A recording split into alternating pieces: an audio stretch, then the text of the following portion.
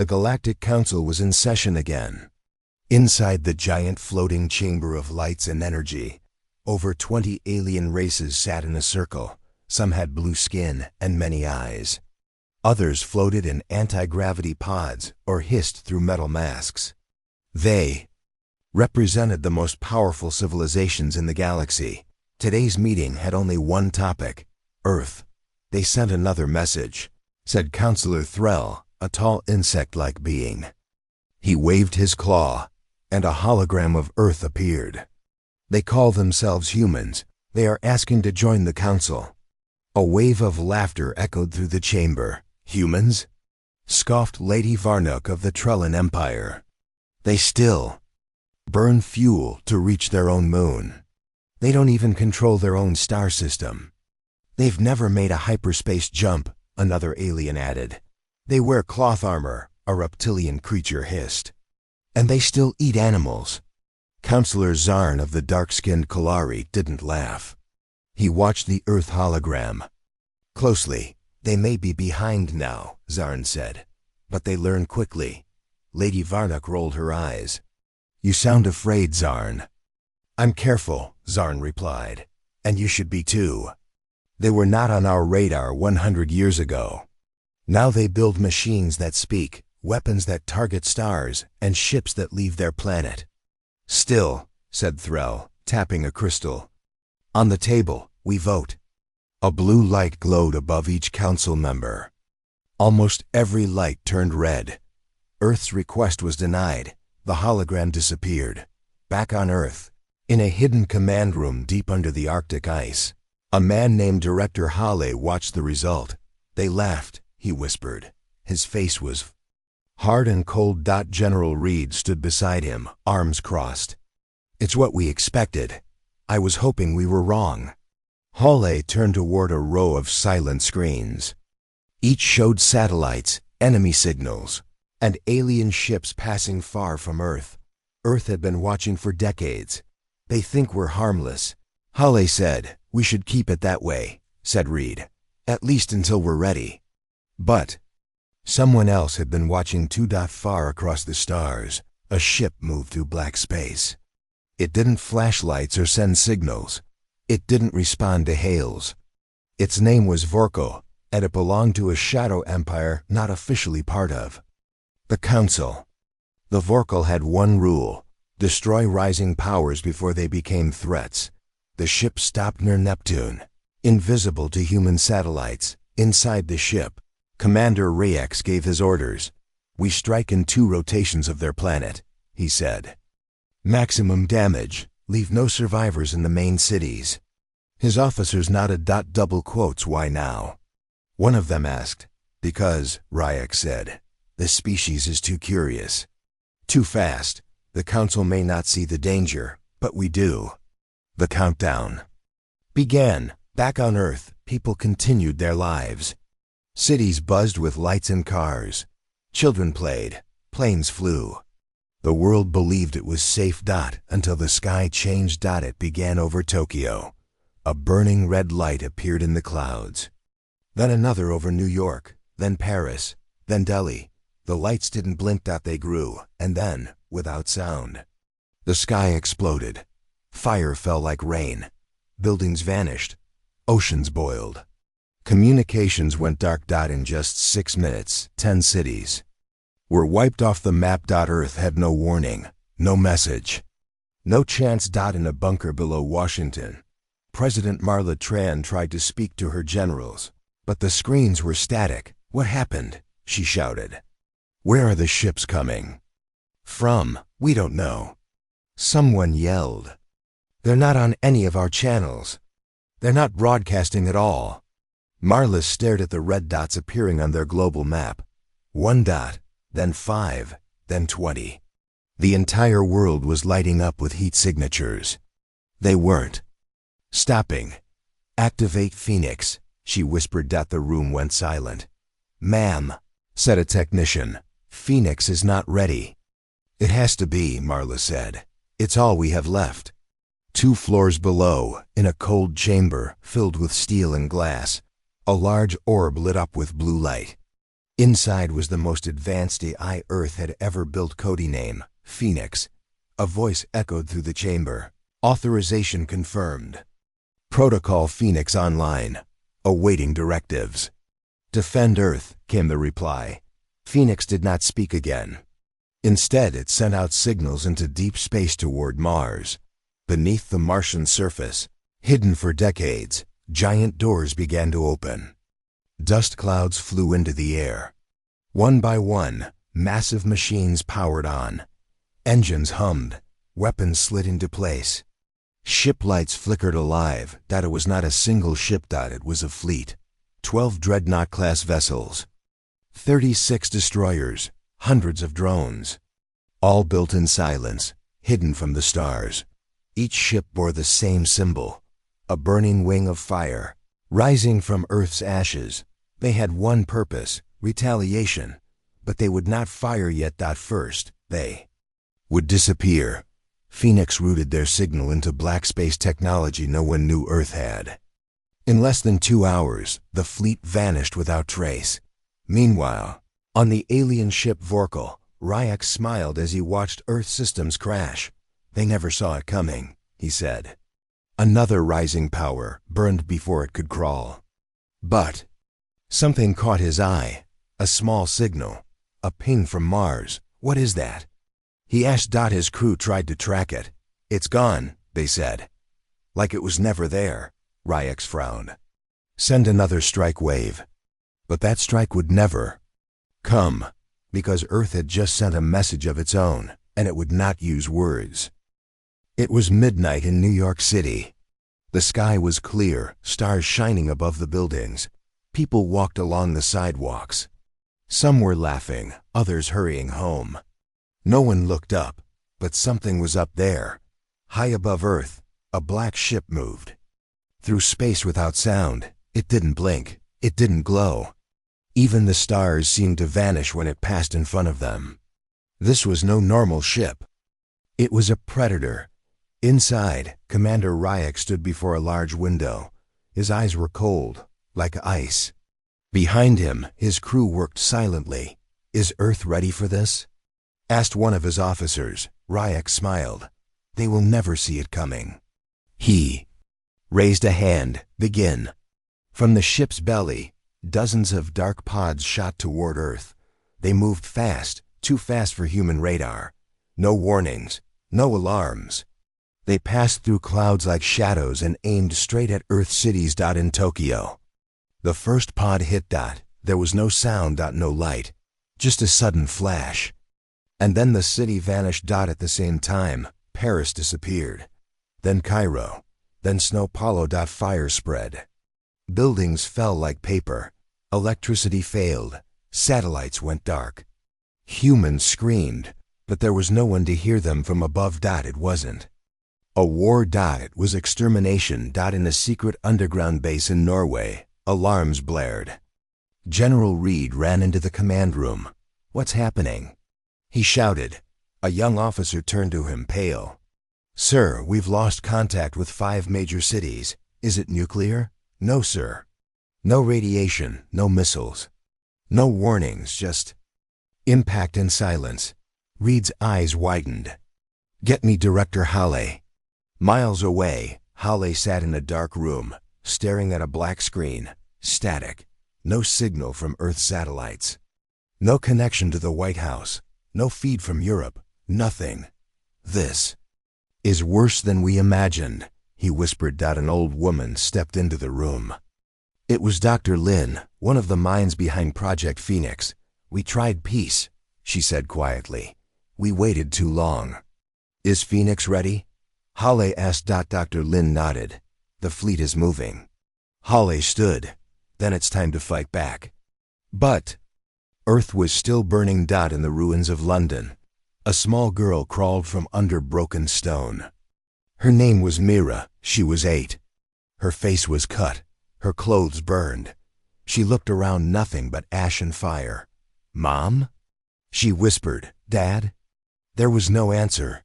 She stood up, shaking. Above her, the sky rumbled. Another black pod appeared. She closed her eyes. But the pod didn't hit. Instead, it stopped mid-air. And then exploded, not down but up. A human drone had shot it from behind. In orbit. A silent war had begun. Hidden behind Mars, the Phoenix fleet was now in motion. Dreadnoughts the size of cities powered up. Engines glowed red. Weapons charged, but they didn't move toward Earth. They spread out quiet, dark, invisible. Phoenix, the eye that controlled them, had one rule: strike only when the enemy believes they've already won. Commander Ryax didn't know that humans were watching him. Now, through hacked alien systems, Phoenix saw the enemy ship's every move. They think we're weak, Phoenix said inside the command minds of each human vessel. They think we are broken. Let them think that. Back on Earth, President Marla Tran broadcast a final emergency message from her bunker.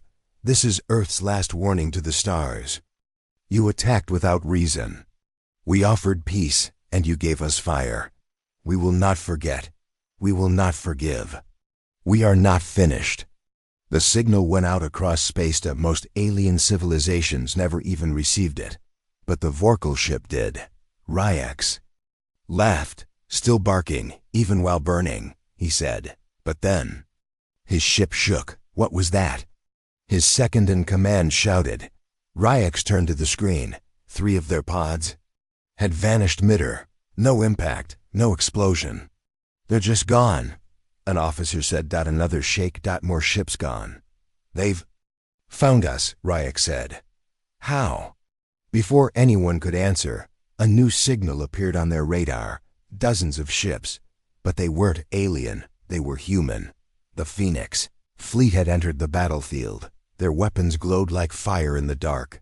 Drones rushed forward like swarms of bees. Ryax screamed, "Defend! Return fire!" But it was too late. One by one, his ships exploded. Silent, precise, cold. Human AI had learned, adapted, predicted every move. Within 18 minutes, the alien fleet was gone. Only Ryax's command ship remained, badly damaged, drifting. Inside, Ryax coughed blood and pulled himself to a control panel. He saw a message blinking on the screen. It was simple.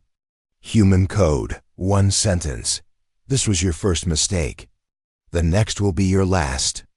The ship exploded. Back on Earth, survivors slowly stepped out of hiding. The sky was still dark. Smoke rose in every direction, but far above, the fire had stopped. In the Mars command room, Phoenix went silent. General Reed turned to Haile. We stopped them. No, Haile said. We survived them, for now. Reed asked, what do we do next? Hale's face was stone. We finish building the second fleet, and we prepare. Prepare for what? Haile looked toward the stars. For the real war. The one they don't think we can fight. Deep beneath the red deserts of Mars, hidden from all eyes, enormous steel doors began to slowly open. Dust rose in clouds, and ancient machines hummed to life. The silence that had lasted for decades was broken. Inside the massive underground chamber, hundreds of people and machines waited. They were part of a secret project called Phoenix. Director Haile stood in front of a giant screen. His eyes were tired but sharp. Beside him was Dr. Lin, the lead scientist who had built the AI controlling the fleet. We've waited long enough, Haile said. Now the Phoenix protocol starts. Dr. Lin nodded. The fleet is ready. We can no longer hide. A young pilot, Lieutenant Kira, stepped forward. Sir, the humans above are still recovering. The Council won't expect us to strike from Mars. Exactly, Haile replied. They think Earth is weak.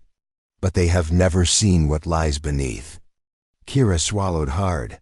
What about the AI? Can we trust it? Dr. Lin smiled softly. Phoenix is not just any AI. It learns, adapts, and fights like a human better than any of us. Suddenly, a loud alarm blared through the room. Red lights flashed. Incoming transmission. A technician shouted. Haile motioned for silence. The screen flickered and showed a grainy alien face.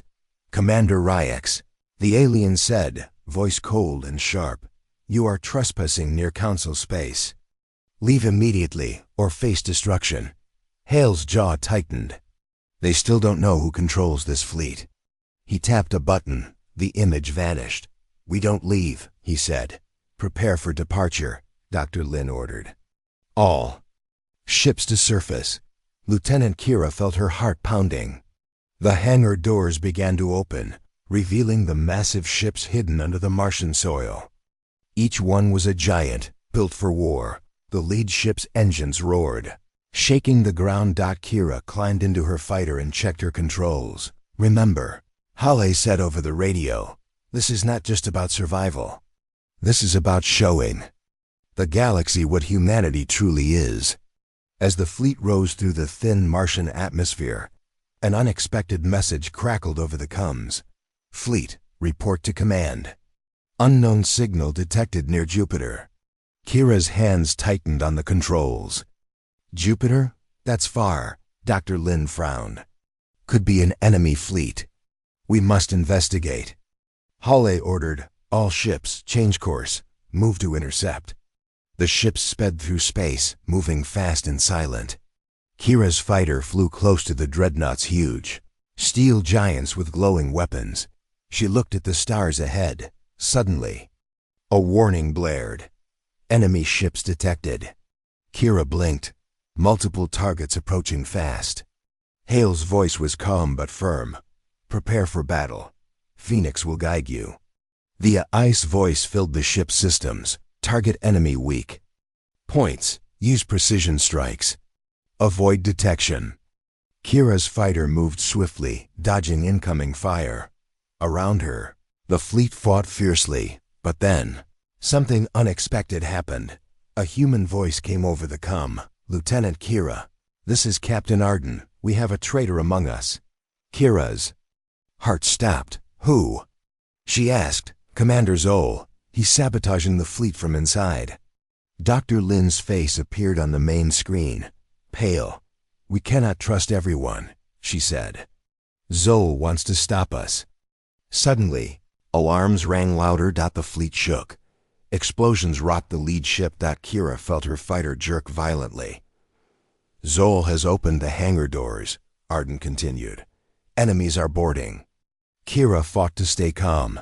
"Everyone, prepare for close combat." The ships trembled as alien soldiers poured in. Kira's fighter was hit. She barely escaped the blast. On the lead ship, Hale grabbed his pistol.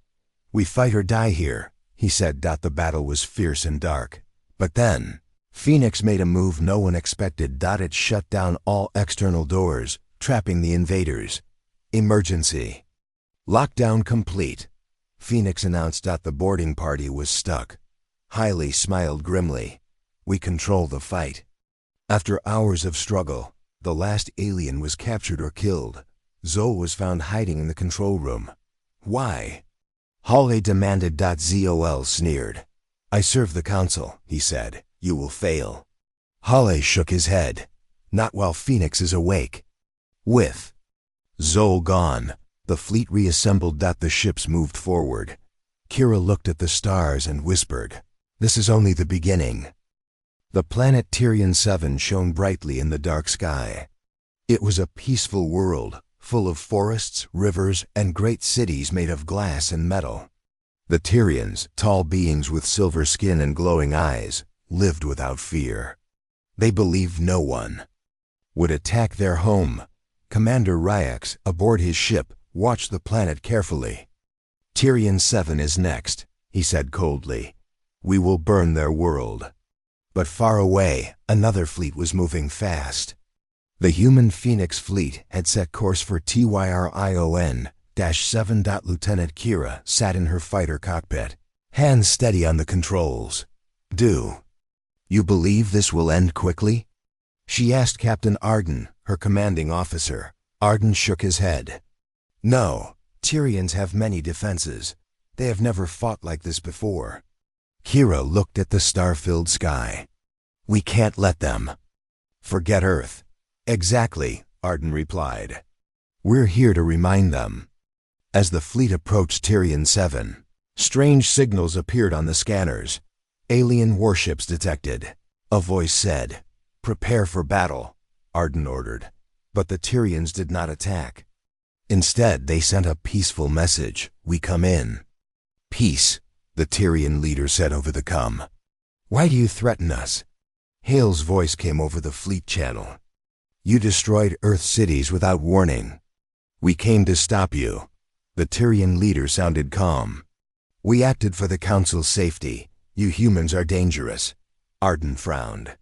"We only wanted peace." "Then why did your ships burn Earth skies?" the Tyrian leader asked. Kira's fighter moved closer to the planet.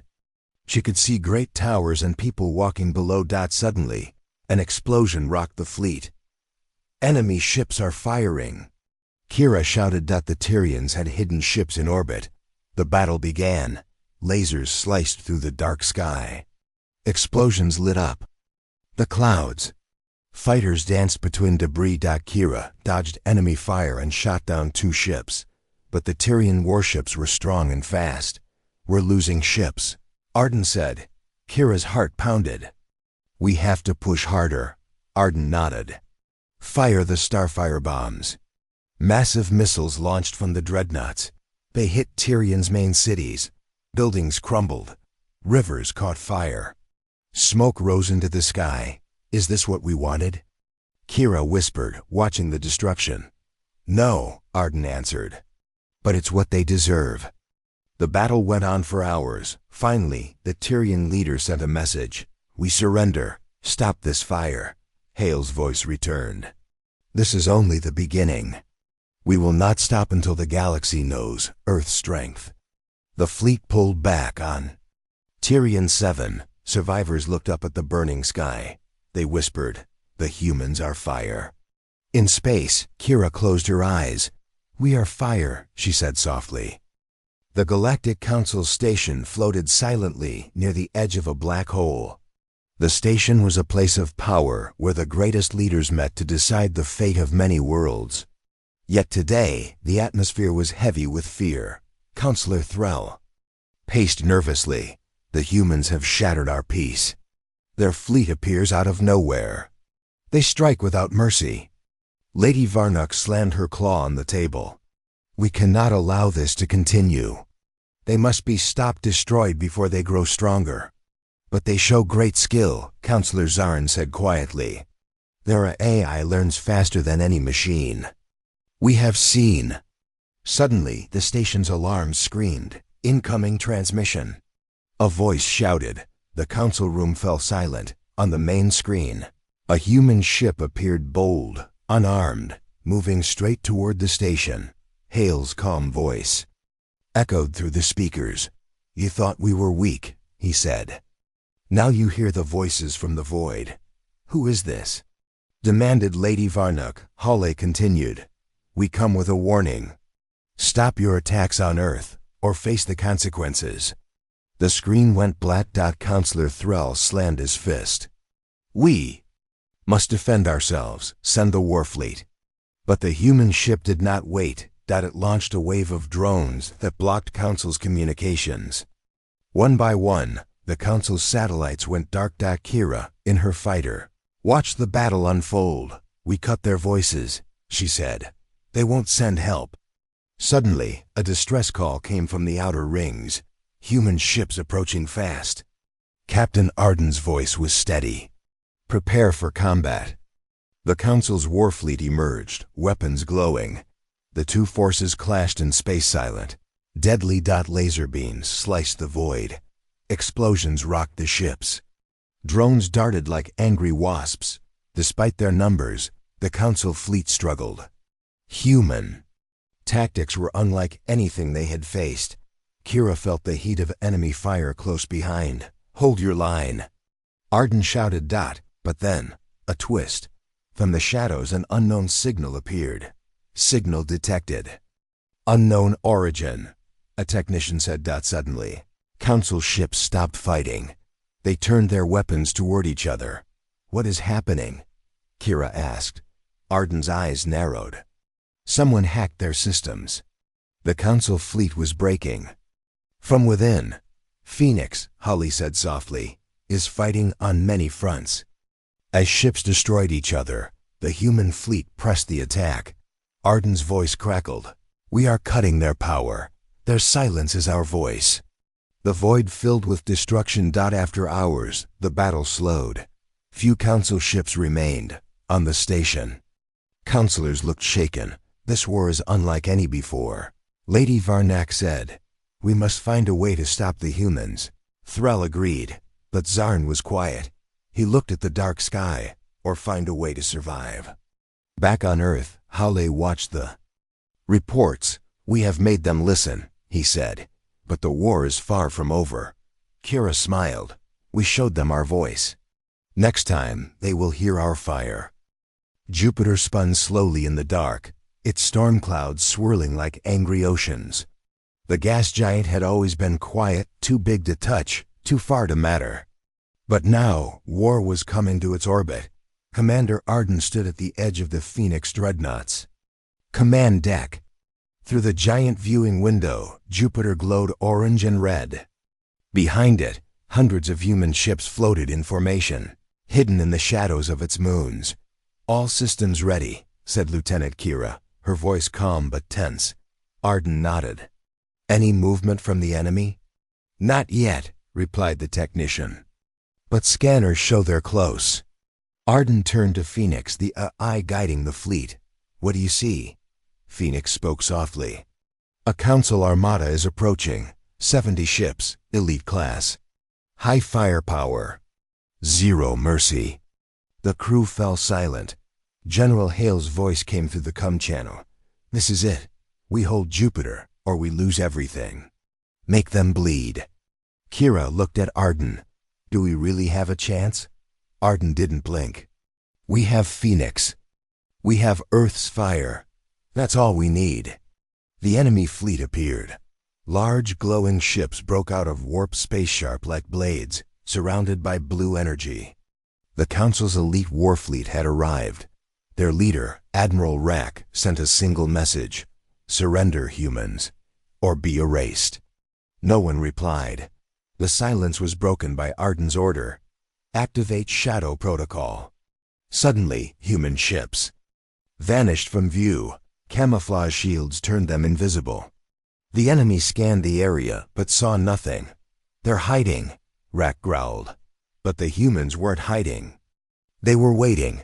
When the enemy moved into orbit, Phoenix gave the signal. Fire. All at once, the sky exploded. Missiles, lasers, and EMP bursts struck from every direction. The Council fleet panicked. Ships turned, twisted, collided. There. Systems failed one by one. They can't track us. Kira shouted, we're winning. Another pilot cried. But it wasn't over. From the Council fleet, a massive ship appeared, a command cruiser, unlike the others. Its core glowed bright red. Phoenix scanned it. New target identified, it said. Prototype vessel. Heavy armor. Starcore weapon on board. Arden cursed. They brought a planet killer. Admiral Rack sent one more message. You surprised us. Now watch your own sun burn. The alien cruiser turned toward Jupiter. Are they going to destroy Jupiter? Kira asked. No, Phoenix replied. They're going to overload it, make it go nova. Turn this entire system into fire. Then we stop them here, Arden growled. The Phoenix fleet moved in. Fighters swarmed the cruiser. Lasers lit the dark sky. But the alien ship's shields were strong. Too strong. We're losing ships. Kira shouted. Then, a voice crackled over the comms. This is Captain Juno of the Hammerfall. I'm going in. Everyone turned to their screens. A single human battleship broke formation and flew straight toward the alien cruiser. They won't survive. Kira whispered. They know, Arden replied. They're not trying to. Juno's ship charged forward. Inside, her voice was steady. For Earth, for the fallen, for the fire. She crashed the Hammerfall directly into the enemy ship's weapon core. A blinding light filled space. Then Silence. The alien cruiser split in half.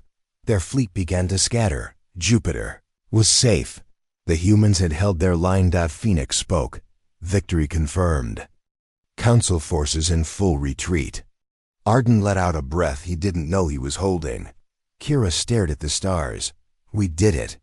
Halle came back on comms. We've won the battle, but not the war.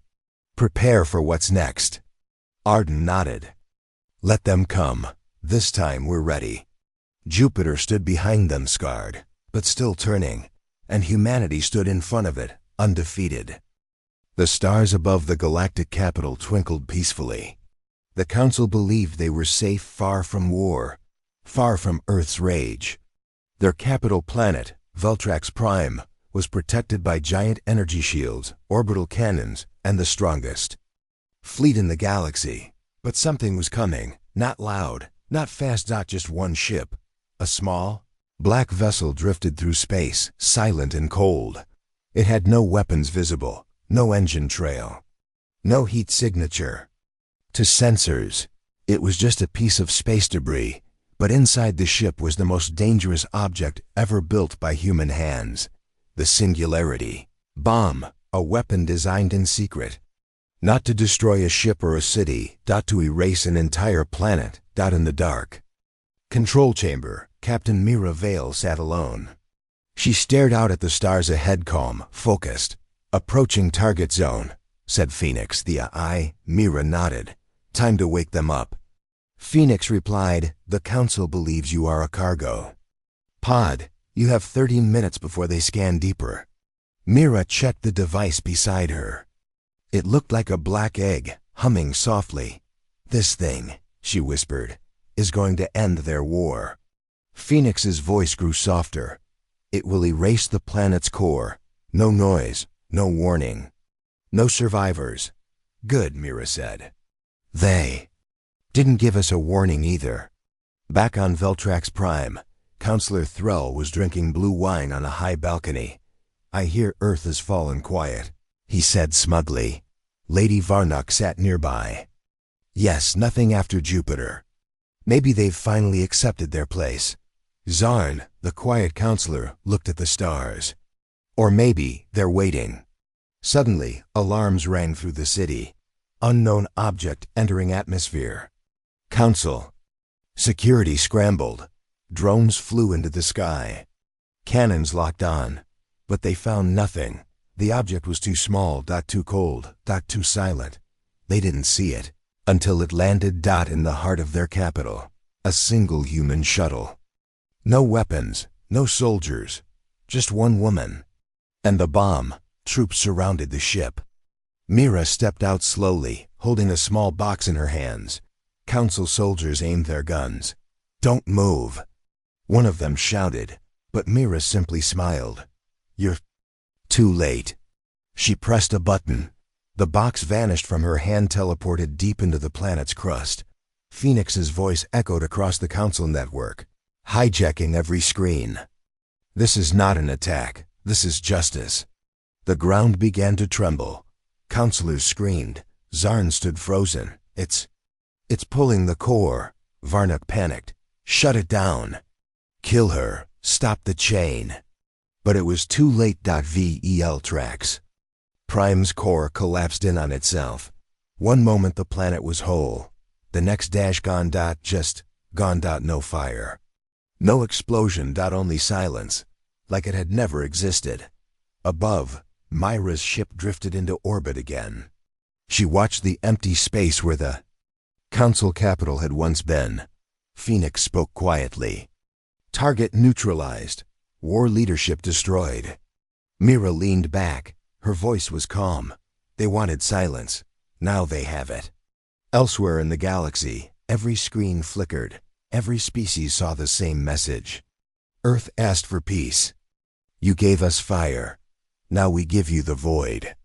The galaxy shook in fear. Planets turned off their signals. Fleets returned home. The war stopped. Not because Earth begged, but because Earth showed them the weapon they never saw. The galaxy went quiet after Veltrax Prime disappeared. The most powerful alien planet, The heart of the Galactic Council was now a cold, silent hole in space. No one claimed responsibility, but everyone knew who did it. Humans from being the ignored species, the ones laughed at in council halls. Now humans were something else. They were feared. A week later, in a hidden space station near Saturn, General Kale stood before a large window, watching the stars. His face was tired, but his eyes were sharp. Behind him, Captain Mira Vale entered the room. "It's done," she said quietly. Kale didn't move. "And now they run." Mira looked at the warboard. On the wall, dozens of red zones, now turning gray. Enemy fleets were retreating. No more attacks. No more broadcasts. "They finally fear us," she said. Kale turned. "Fear can end wars, but it can also start new ones." The door opened again. A young officer rushed in, holding a datapad. "Sir, we just intercepted a message from the Korean Alliance." Kale took it. The message was short.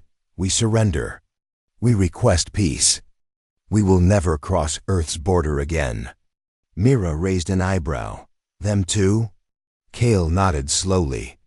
"That's the 6th surrender today. Then it's over?" Kale looked back at the stars. "Not yet." Deep in another part of the galaxy, alien leaders met in secret. A dark room, cold voices and holograms flickering. "The humans are too dangerous," one said. "They use something beyond science," another whispered. "They will strike again." One alien, taller and older, said, "We must unite. We must stop them before they destroy more worlds." But one voice cut through the fear. "No," it said. "We must never touch them again." Silence fell. The voice belonged to Zarna Counselor, who had barely escaped Veltrax Prime by chance. He had watched his world vanish. He knew what humanity could do. "I saw it," he said. "They did not rage. They did not scream. They warned us. We laughed. Now they do not need to shout." He leaned forward. "Humans have become something else. They are no longer part of the galactic order. They are beyond it." Back at Earth's command, Mira stood in a hall filled with quiet celebration. Soldiers hugged. Families cried. Flags were raised, but she didn't smile. A reporter approached her. "Captain Vale, do you think peace will last?" Mira thought for a moment. "No, but now they'll think twice before starting war again." "What? Changed everything?" The reporter asked. Mira looked at the camera. "They never believed in us," she said. "Not until we showed them the fire behind our silence. Not until we proved we could erase their stars." She walked away. On a distant moon, children played beneath human-built domes. On trading worlds, alien merchants sold Earth goods with respect, not mockery. And in dark corners of space, old warriors whispered the same thing. "Do not wake the humans. Do not cross their line. Because now... They finally feared us."